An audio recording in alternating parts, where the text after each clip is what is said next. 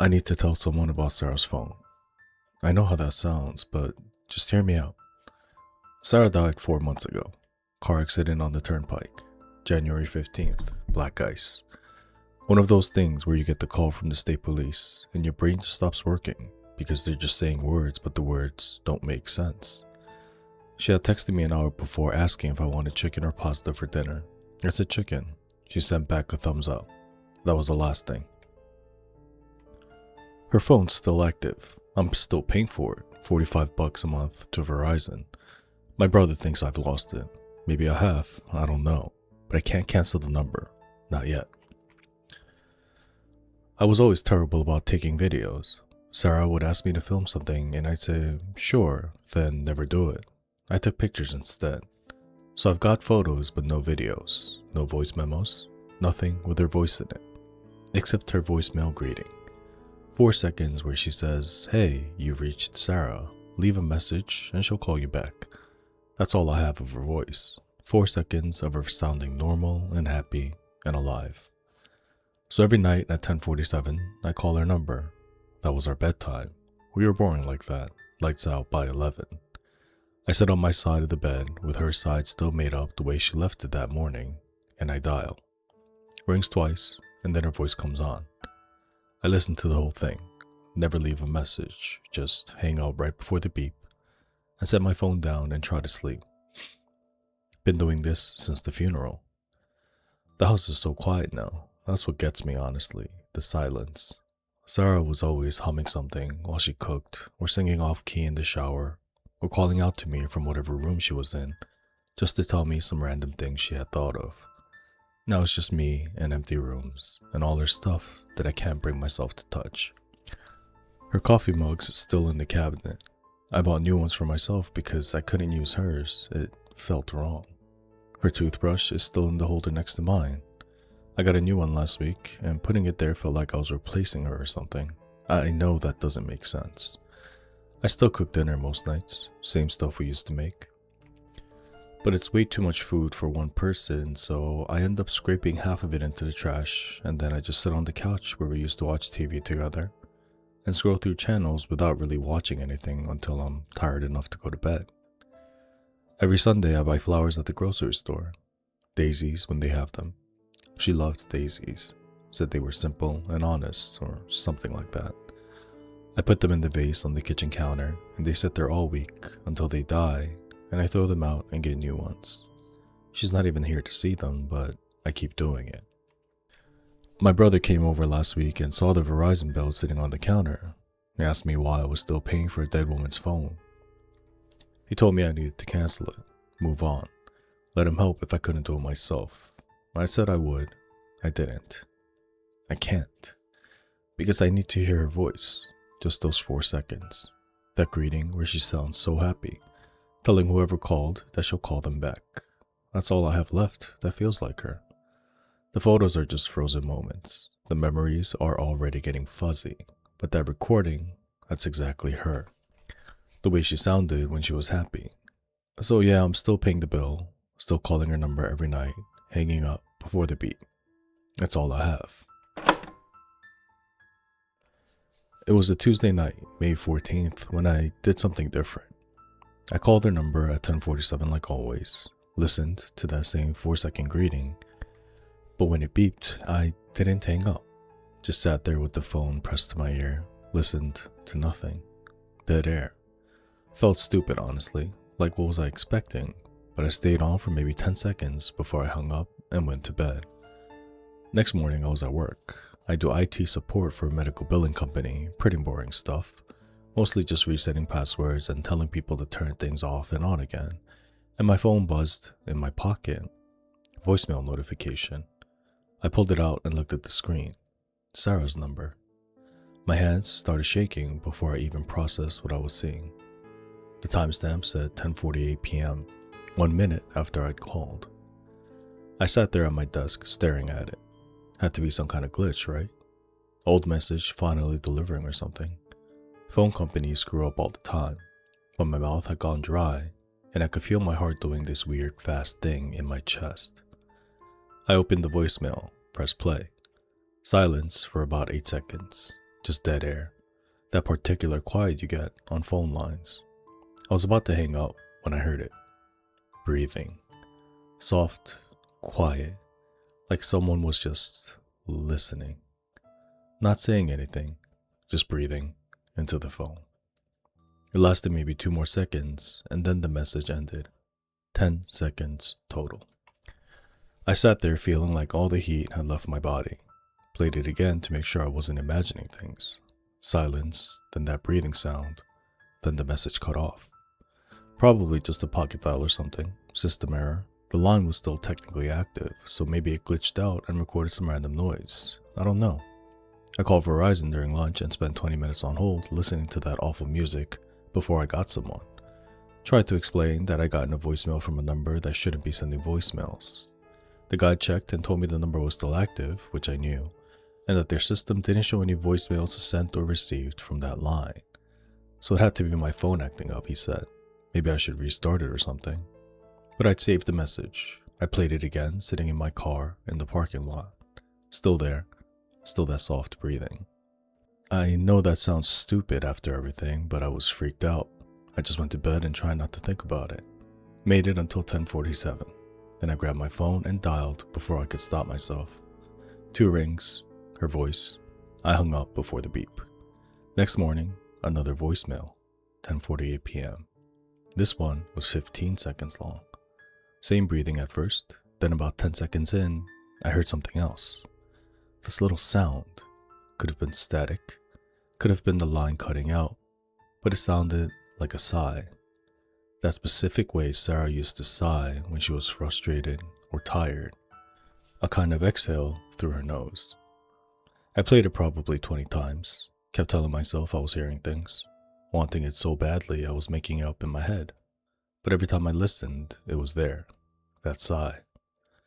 I called my brother that night. He came over and I played him the message. He listened, face all tight and worried. And when it finished, he just looked at me. He could hear the breathing, said it was probably just line noise, some technical thing. But when I asked if he heard the sigh, he shook his head. Said he didn't hear anything like that. He told me I needed to cancel the number, that I was making myself crazy holding on to it like this. Maybe he was right. Maybe I was going crazy. But I kept calling. I kept calling every night at 10:47, and every morning there'd be another voicemail waiting at 10:48. The messages got longer over time. Started at 15 seconds, then I'd get ones that were 20 seconds, 30. There was breathing in all of them, and these little sounds that might have been static, but sometimes sounded like her. Like that sigh she'd make, or just the quiet noise of someone shifting around. After a while, I quit playing them for other people. I quit trying to make anyone understand. I would just listen by myself over and over, trying to figure out if I was making it all up or if something real was happening. I got a message that was 45 seconds long. It started the same way, breathing, static, the usual sounds I'd gotten used to. I was listening to it on my way to work, barely even paying attention anymore, when I heard it. My name. Whispered, quiet, buried in the static. Could have been my imagination. Could have been the sound of the line cutting in and out, just hitting the right frequencies. But it sounded like someone said Mark, just once. Then nothing but breathing until the message ended. I had to pull over.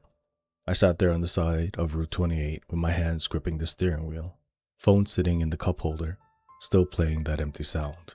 My whole body felt wrong, like my skin was too tight.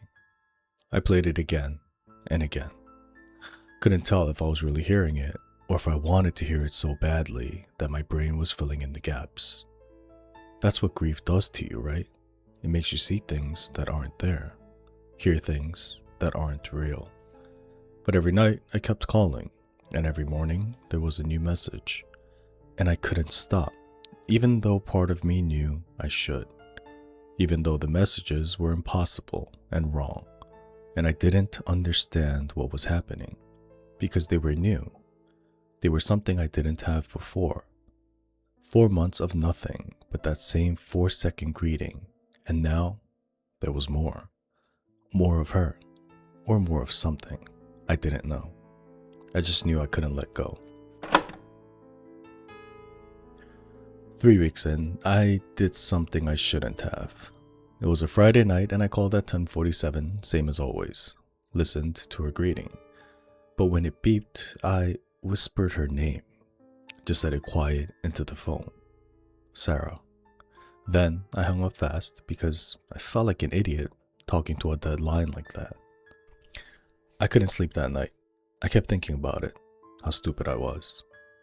Next morning, there was a voicemail, 10:48 p.m., 2 minutes and 14 seconds. My whole body went cold looking at the timestamp. I was in my car, about to head to work. Sat there in the driveway with the engine running and opened the message. Put the phone to my ear. Breathing for maybe half a minute, same as the other messages. Then I heard my name. Not whispered, not buried in static. Clear. Her voice saying Mark the way she used to say it when she needed me for something. Then she said something about, "Can you hear me?"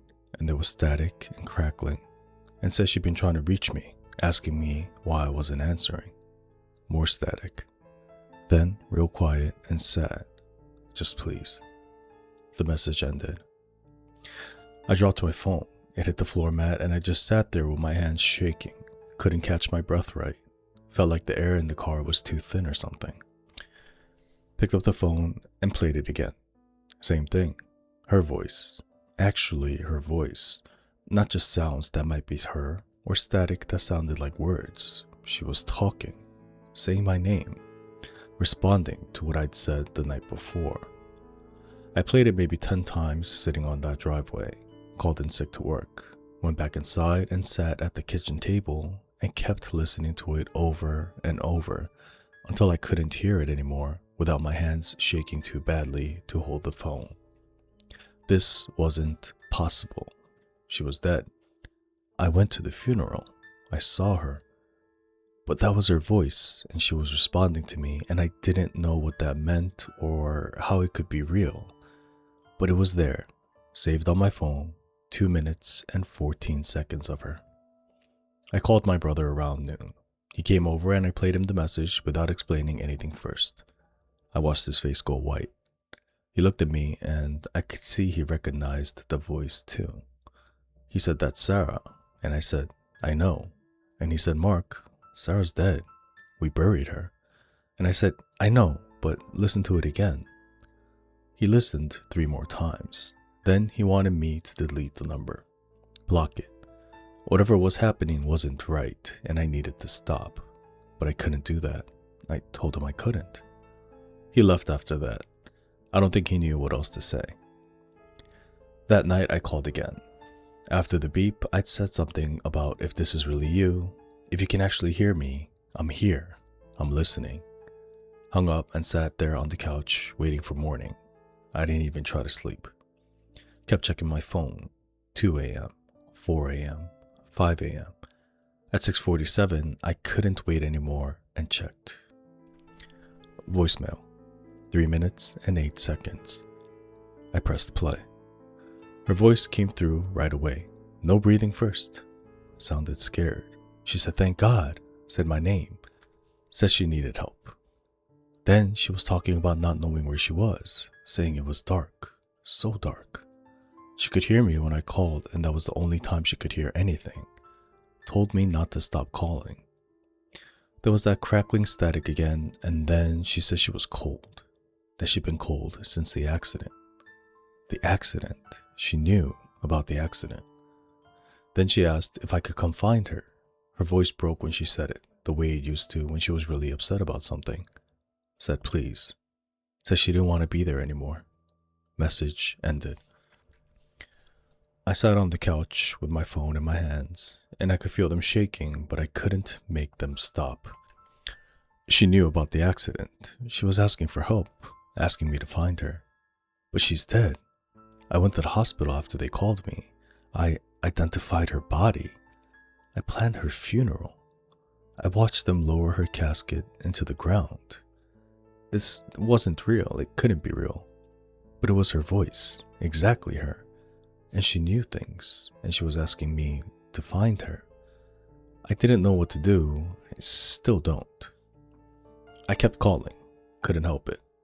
Started calling more than once a night sometimes, just to see if there'd be another message. And there always was. Every time. No matter when I called. The messages got more desperate. She'd ask why I hadn't come yet. Said she was waiting. In one message, she said it hurt there. Everything hurt. And I had to listen to that maybe 20 times before I could put my phone down. I knew something was wrong by then. Not just wrong like impossible. Wrong like bad. But I couldn't stop. Then one morning I got a message that made my blood go cold. She said she missed our daughter. Talked about how beautiful she would have been. How she wished she could have held her. We didn't have a daughter. We were trying, yeah. Sarah wanted kids more than anything. But 2 months before the accident, she had a miscarriage. 12 weeks. We were going to tell people the next day. Sarah was devastated. We both were, but we never talked about it as our daughter. We never said she would have been beautiful. That would have hurt too much. We just said maybe next time when we were ready to try again. Sarah would never talk about it like that. Never. That's when I knew for sure. Whatever was leaving these messages, it wasn't her. It had her voice and knew some things, but it didn't know the things that mattered. The things that would break your heart to say out loud. But I still couldn't stop calling. Even knowing it wasn't her. Because it sounded like her. It still said my name the way she used to. And the house was so quiet and I was so tired of being alone that even this wrong version of her was better than the silence. The most recent message was different. Her voice sounded colder. She said she knew I didn't believe it was her anymore. Said things were confused where she was, details got mixed up. But she knew me, knew us. Then there was static, and she said if I really wanted to find her, she could tell me where to go. Said I had to come alone, tonight, bring my phone and call when I get there. Then, real quiet, she said she was waiting. The next message just had an address, 90 miles north, middle of nowhere, old industrial area. I looked it up on Google Maps, abandoned factories, nothing else around. My brother found out I was planning to go. He came over and we argued. He kept saying this was something else, something wrong that I needed to stop. I said, what if it's really her though? What if there's even a chance and I don't go? I was crying by then. My brother didn't have an answer for that. So I got in my car around 9:30. GPS said an hour and a half drive. I'm on Route 28, now heading north. Trees on both sides, barely any other cars. It's dark out here. My phone's in the cup holder. Voicemail notification sitting there. 10:48 p.m. Haven't listened to it yet. Whatever's waiting for me at that address, I'm about to find out. I got there around 11:15. Took a wrong turn and had to backtrack.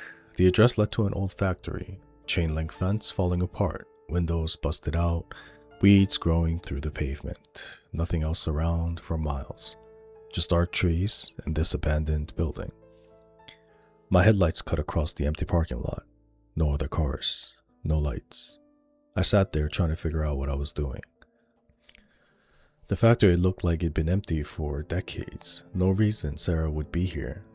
But I had driven 90 miles. I got out of the car. It was cold, way colder than it should have been for May. I could see my breath. The air smelled like rust and old concrete. My phone said 11:37. I stood in that empty parking lot and called her number. 2 rings. Her voice. That same greeting. I hung up before the beep and waited. At 11:40, my phone buzzed. Voicemail. My hands were shaking when I opened it. Pressed play. Her voice came through. Just 2 words. I'm here. I looked around. Nothing. Just me and my car and that empty building. Then her voice again. Quiet. Look up. I looked up. The factory had 5 floors. Most of the windows were broken, but on the top floor, 4th window from the left, there was something. Not a light, not movement exactly. A figure standing in the window, completely still. The shape was wrong, too tall, arms too long, but when it turned its head toward me, I saw her face. Sarah's face. Perfect, exactly right, same smile, same eyes, but the eyes didn't blink, and the smile was too wide. And she was standing in a window 5 stories up in an abandoned factory in the middle of nowhere, and that wasn't possible. My phone went dead in my hand. I stood there staring up at that window, and every part of my body was screaming at me to run, to get in the car and drive and never look back, but I didn't run. I walked to the fence, found the gap, went through. The factory door was unlocked. I went inside. I'm Mark's brother. He asked me to check on his house while he was gone. Water the plants, grab his mail, that kind of thing. Except he never came back. Mark's been missing for 3 days. Police found his car at some abandoned factory 90 miles north. Phone was in the front seat, battery dead. They checked the footage, talked to me, asked me if he'd been acting strange lately. I told them about Sarah, about the voicemails, and how he couldn't let go. They think he had a breakdown, went out there looking for her, and got lost or hurt, or I don't know what. Search and rescue combed the building, found nothing. They don't know where he is, but I think I do. Because last night at 10:48, I got a voicemail from Mark's number. I haven't listened to it yet.